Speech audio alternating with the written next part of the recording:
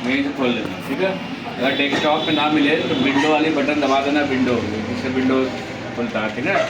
इसी बटन को प्रेस करके यहीं पे TALLY टैली टाइप करोगे, tally.ERP9 आ जाएगा लिख के। टैली सॉफ्टवेयर का नाम है, ERP बोलते हैं एंटरप्राइज रिसोर्स प्लानिंग।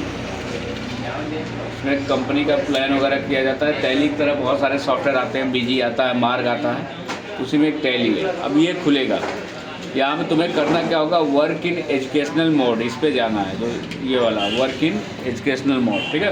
देखो टैली में शॉर्टकट का क्या है कि अगर किसी शॉर्टकट के नीचे सिंगल लाइन खींची हुई दिखे, सिंगल लाइन, तो वो अल्ट बटन के साथ चलेगा, अल्ट के साथ। किसी अगर शॉर्टकट में डबल लाइन दिखे तो कंट्रोल के साथ चलेगा, ठीक है। और किसी में कोई भी लाइन ना खींचे तो डायरेक्ट चलेगा। जैसे मैं एजुकेशनल मोड में जाना है, इसका क्या मतलब है, ये लाइसेंस वर्जन है, इसका सॉफ्टवेयर आता है टैली का, रेंटल वगैरह का है ना ये सब लाइसेंस का। ये सॉफ्टवेयर 25,000 रुपये का आता है एक सॉफ्टवेयर, एक कंप्यूटर का चलाने के लिए। तो जहाँ काम करोगे ऑफिस में वहाँ पे पेड सॉफ्टवेयर रहेगा। यहाँ सीखने के लिए टैली दिया है एजुकेशनल मोड पे, ये इसमें सब कुछ कर सकते हो। लिखा ना था educational mode allows you to learn and use Tally ERP9 without buying a licence. ये करें ये मोड इस चीज़ की परमिशन तुम्हें दे रहा है कि तुम टैली को सीख सकते हो, यूज कर सकते हो बिना लाइसेंस लिए हुए। You can work on data on your computer with some restriction, for example you will not be able to enter transaction for all days in a month. ये कह रहा है कि सब कुछ कर सकते हो, लेकिन दिन के सभी महीनों की एंट्री नहीं कर सकते, सभी दिन की। जैसे मान लो 1 तारीख को माल बेचे, 2 को बेचे, 3 को, 4 को, 5 को, 6 को, मान लो 10 तारीख को बेचे, तो जो बिल बना के दोगे 10 तारीख की एंट्री नहीं होगी, 10 जनवरी या 10 फरवरी, ठीक है। कारण क्या है, अगर सारा दिन एंटर कर लोगे तो कोई पेड सॉफ्टवेयर खरीदेगा फिर पैसे वाला नहीं खरीदेगा, इसीलिए इसने ऐसा दे रखा है, ठीक है। तो इसमें 1 तारीख, 2 तारीख है, 31, यही 3 तारीख लेगा, ठीक। अब 1, 2 और 31, हाँ बस एंटर कर देना। 3 तारीख होगी। अरे 3 एंटर करोगे तो 3 जहाँ पेड सॉफ्टवेयर होगा वहाँ लेगा 3 तारीख। इसमें अगर ले लेगा 3, 4, 5 सब लेने लगेगा तो कोई खरीदेगा टैली को? सब इसी से काम नहीं करेंगे। ये सीखने के लिए दिया गया है, ठीक है। तो इस तरह से खुल के सामने आएगा। अब यहाँ हमें कंपनी बनाना है, तो कंपनी बनाने के लिए मैंने कॉपी भी लिखाया है कि गेटवे ऑफ टैली पे जाते हैं तो ये गेटवे ऑफ टैली है।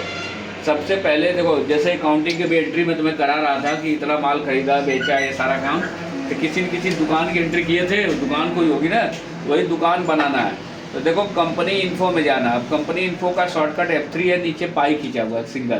तो क्या करेंगे, कौन सा शॉर्टकट बनेगा, अभी समझाया था ना, अल्ट के साथ F3, फिर क्रिएट कंपनी में जाना। खुल गया क्रिएट कंपनी, यहाँ पे भरना। तो जैसे मान लो हमने ले लिया यहाँ पे कोई कंपनी, मनोज मोबाइल शॉप के नाम से एक दुकान खोल लेते हैं, ठीक है, मनोज मोबाइल शॉप। एड्रेस पूछ रहा है कहाँ पे, तो एड्रेस का हमने लिख दिया यहाँ पे नंदनगर, निज़ामाबाद, ऐसे भर दिया,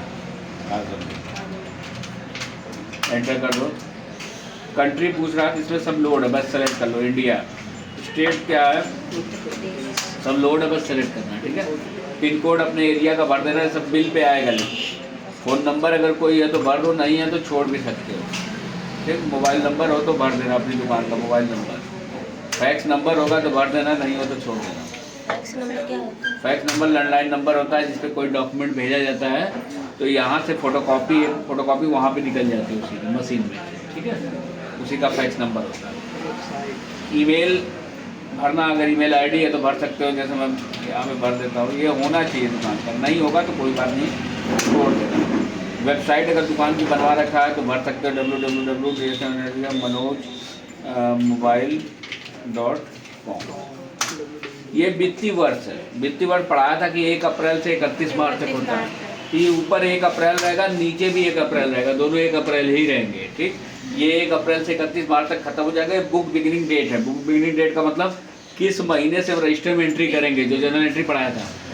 जनवरी अप्रैल से करोगे, मई से करोगे, जून से करोगे, तो हम यहाँ पे अप्रैल मान लेते हैं कि 1 अप्रैल से चालू कर रहे हैं, ठीक है। कंपनी में अगर पासवर्ड लगाना चाहते हो कि कोई कंपनी तुम्हारा डिलीट ना कर पाए, तो यूज सिक्योरिटी कंट्रोल, ये जो लिखा है इसी को यस कर देना है इसको, ठीक है। एडमिनिस्ट्रेटर का नाम पूछ रहा है तो कोई नाम डाल देगा, मैं मनोज लिख देता हूँ। पासवर्ड डाल देना 1 से लेके जो भी पासवर्ड तुम्हारा मन करे डाल सकते हो।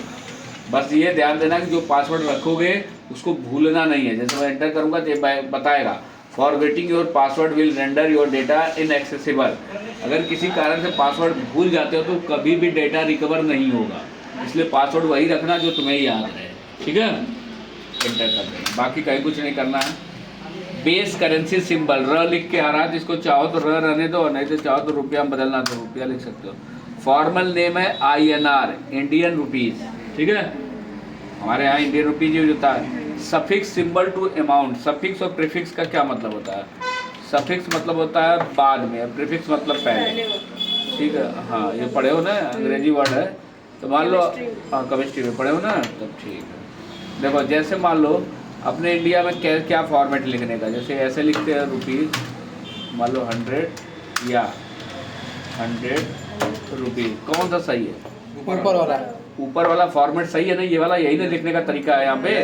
तो वही कह रहा है कि सफिक्स सिंबल टू अमाउंट, अगर मैं इसको यस कर दूंगा ये नीचे वाला फॉर्मेट ले लेगा, यानी सिंबल के अमाउंट के बाद सिंबल आएगा, जो कि गलत है, तो ये नो ही रहने देना। Add space between amount and symbol, इन दोनों के बीच में स्पेस है कि नहीं, तो इसको यस रहने देना। अगर नो कर देंगे तो स्पेस, जब बिल बन के आएगा तो स्पेस नहीं दिखाएगा। यहाँ जो जैसे रहने देना, कोई चेंज नहीं करना, बस समझ लो। Show amount in million, million में शो करना, तो अपने यहाँ मिलियन चलता है? यहाँ 10 लाख होगा तो 10 लाख बोलेंगे, 20 लाख बोलेंगे, यहाँ 1 मिलियन 2 मिलियन तो बोलते नहीं है, ये नो रहेगा। नंबर ऑफ डेसिमल प्लेसेज, मान लो 100 रुपया और हमें लिखना है 100 रुपया हाँ 36 पैसा, तो ये ऐसे लिखते हैं ना, तो दशमलव कितने अंक पे होता है पैसा? 2 अंक पे। Word representing after amount after decimal, दशमलव के बाद वाले क्या बोलते हैं इसको? पैसा। तो ये देखो पैसे लिखा है, ठीक है। Number of decimal places for amount in word, अगर शब्दों में लिखा जाए तो दशमलव के बाद कितने अंक वाला पैसा बोला जाएगा? जैसे अगर शब्दों में भी लिखोगे तो पैसा कितने अंक पे होगा? 2 ही अंक होगा ना, चाहे अंक हो चाहे सब, तो ये भी 2 लिखा है, क्लियर। इसके बाद ये कंपनी बन गई, कंट्रोल A कर देना, कंपनी तैयार हो जाएगी। फिर तुमसे वही पासवर्ड ID मांगेगा, मनोज, याद रखना इसको, 1 2 3 4 5 6 7 8 9, ये हो गया, बन गया मनोज पुस्तक भंडार, मनोज मोबाइल शॉप, क्लियर। हाँ, अब इसमें कोई चेंज करना था, Alt F3, फिर चले जाना। फिर तुमने लिखा होगा कंपनी में चेंज करना, अल्टर में जाना, ठीक है। अल्टर में जाने के बाद मनोज मोबाइल शॉप को खोल लेना। मान लो मनोज ने अपना मोबाइल नंबर बदल दिया, जो बिल पे चाहता है कि नया मोबाइल नंबर आए, तो यहाँ पे आके अल्टर कर देंगे, क्लियर। कंट्रोल A से। मान लो कोई कंपनी डिलीट करनी है, जैसे ये कंपनी हमें हटाना है, क्या करेंगे? किसी कंपनी को डिलीट करने के लिए सबसे पहला काम Alt F3 करना है, अल्टर में जाना, सब कॉपी में लिखा है, पढ़ पढ़ के करना है। राहुल मोबाइल शॉप, Alt के साथ D दबाना, एंटर करना, अब कहेगा कि डिलीट करना, जैसे एंटर करेंगे कंपनी का, ठीक है, समझ गए। फिर देखो यहाँ पे मनोज मोबाइल शॉप और राहुल मोबाइल शॉप 2 कंपनी खुली हुई है, इसमें से एक कंपनी बंद करना, जो बोर्ड में दिख रहा है इसी कंपनी में इस समय है। राहुल मोबाइल शॉप को बंद करना है तो शट कंपनी में जाना, शट, और यहाँ से जाके राहुल मोबाइल शॉप बंद हो गया, अभी कहीं दिख रहा है। मान लो कि हमें फिर से राहुल वाला खोलना है, तो यहीं से सेलेक्ट कंपनी पे जाना, क्या नाम था कंपनी का? राहुल, यार टाइप कर देना, ये देखो कंपनी खुल गई, ठीक हो जाएगा ना। तो यही काम करना है, कंपनी से रिलेटेड जितना काम होगा वो कहाँ होगा? कंपनी इन्फो के अंदर, यहीं पे जाके नया बनाना होगा तो क्रिएट कंपनी है, कंपनी को डिलीट करना है, चेंज करना है तो अल्टर कंपनी है, सब लिखाए हैं, हो जाएगा ना। अंदर खाली है, जाओ तो अंदर बैठ जाओ, तुम लोग करो।